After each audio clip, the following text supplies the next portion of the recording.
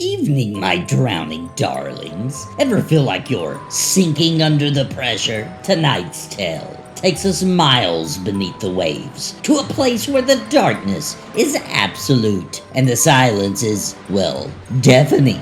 We're joining a research team that's run out of time, out of options, and just about out of air. Their only hope is a strange little light in the abyss. Let's just hope their story isn't a total wash. We call this one Under Pressure.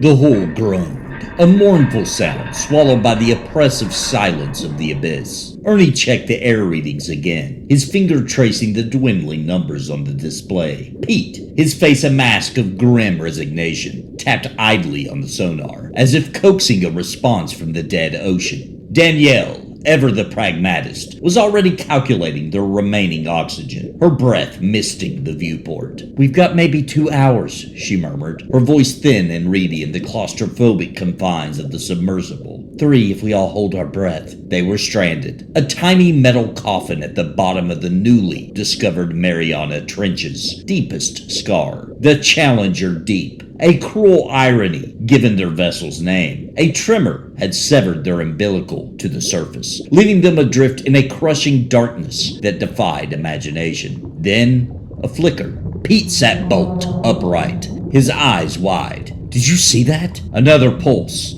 faint but undeniable, pierced the inky blackness beyond the viewport. It was a soft, ethereal bioluminescence, not the frantic flash of an anglerfish or the steady glow of a vent. It was inviting. "Could be a new species," Ernie breathed, a spark of scientific curiosity momentarily eclipsing his fear. "Or a rescue beacon. It's moving." With the last vestiges of their thrusters, they followed the light. It was a desperate gamble, a suicidal crawl through unimaginable pressure. But what other choice did they have? The light grew steadier, resolving into a diffuse, alien glow that seemed to emanate from something vast, something impossibly large. Then they saw it. It wasn't a creature, it wasn't a beacon, it was a city. The submersible drifted closer, its searchlights cutting through the gloom, revealing impossible architecture, structures that defied earthly geometry. Soaring spires that twisted into Escher-like angles, their surfaces smooth and pallid like ancient bone. There were no discernible entrances, no windows, just seamless cold stone that pulsed with the faint inner light.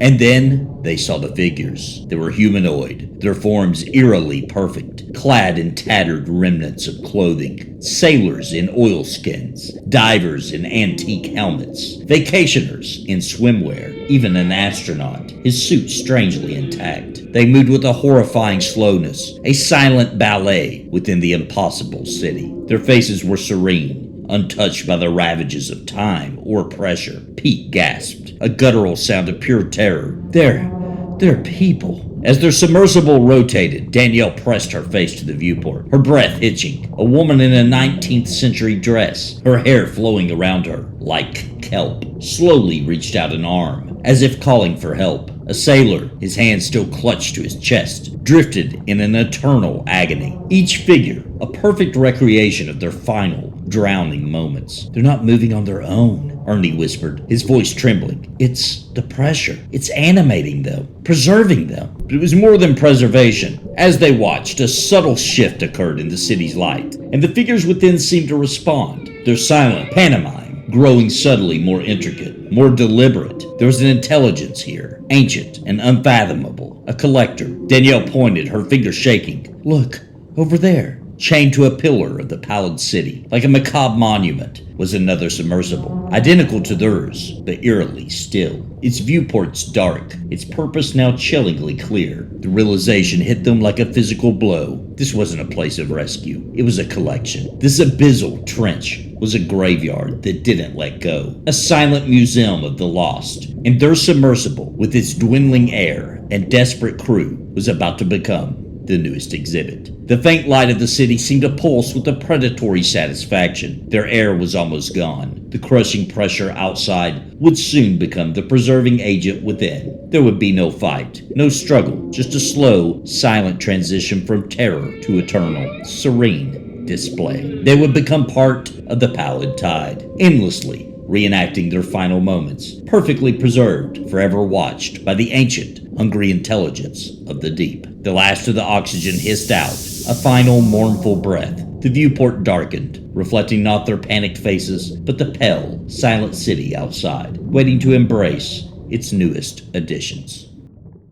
Well, it looks like our crew is permanently submerged in their work. They were hoping for a lifeline, but all they found was a deadline. They'd been added to a rather exclusive and quite breathless underwater exhibit. It's a truly crushing finale, isn't it? So the next time you feel lost in the dark, remember the tale of the pallid tide.